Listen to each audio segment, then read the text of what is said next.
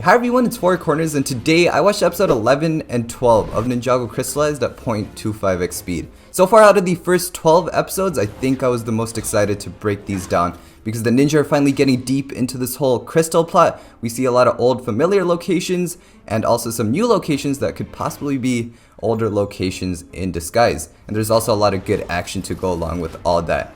So in the last episode, we found this police officer who was extremely proud to be in the same force as Houndog Mcbrag. And in this episode, it's actually kicked up a notch because you'll never find a scene where he isn't by Houndog's side. It's kind of funny how he has this love or die relationship for Houndog Mcbrag. Cole here is the most thirsty as Fuji-Dove is being super evil and dumping water in the sand. And the reason I think he's the most thirsty is because when the ninja were barely leaving Cryptarium prison a few episodes ago, the guards mentioned lemonade, which made Cole fantasize about lemonade, so he was already kind of thirsty at that point. Twitchy Tim has a lot of fun details in these episodes. First of all, when Zane pulls up his hologram image, Twitchy is so amazed. At first he's gasping and then he smiles at how amazing technology can be. Holy cow! Nobody move! Y'all are under arrest! Back in Skybound, when the mechanic was first introduced, Cole calls the mechanic a 5th tier villain. But here, after Prime Empire and everything, he calls him a leveled up villain. All the products on these shelves do not have price tags for Twitchy Tim's gas station stores. And I went through the trouble of translating all of these nameplates, and one of those actually just says A, B, C, D, E, F, and then the next one says the rest of the alphabet, G, H, I, J, K, L. And then the green one in the end actually has some upside down and reverse letters. And then there's a no spinjitzu sign, I think, that kind of looks like a tornado to me.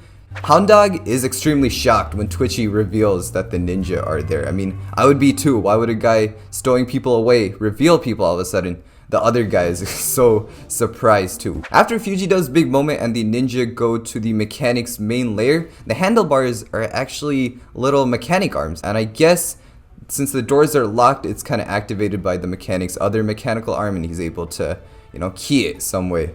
That random monster drawing that the police put as a joke on their chalkboard, it's here. So I don't know if the mechanic's so evil that he couldn't even buy a chalkboard for himself and he stole that. That would be extremely funny if that was true. The Prime Empire symbol is scrawled all over the place on these walls, and I really love how these two episodes, they're full of Prime Empire fan service from Twitchy Tim's house all the way to the arcade. I just love it when they acknowledge that previous seasons exist.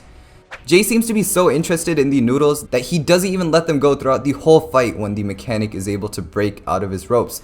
And at first I thought that was just a funny little joke, but the more I thought about it, I realized that since the water was cold when he tried to make his noodles, it's gonna take a long time for those noodles to dissolve. So that's why he didn't want those noodles to fall or something, because he's gonna have to wait a long time, especially with cold water, if you want those to dissolve. It already takes quite a bit, even if you do have hot water. As the noodle truck gets under the control of the mechanic and starts endangering citizens, we see Clutch with the teapot again. Not the craziest detail we've ever found, that is a worthy mention.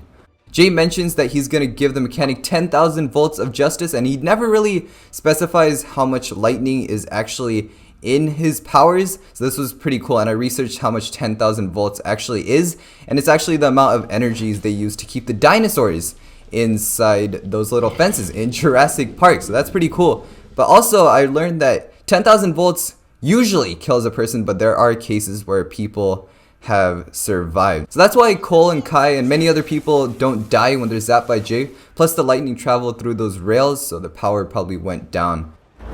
You want more? How about 10,000 volts of justice? On the other side of the mission, as Lloyd is entering that subway system, which really surprised me by how good that design was, when the ninja unfortunately lose his signal as they're trying to tell him that the mechanic has escaped and the council probably knows that he's an imposter.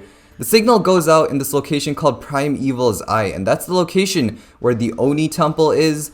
That is where Harumi revealed for the first time that she's actually not who Lloyd thought he was. And it's funny because later in the episode we see that the main bad guy who's getting all these guys together is Harumi. So Lloyd got his heart broken twice in this very, very bad place.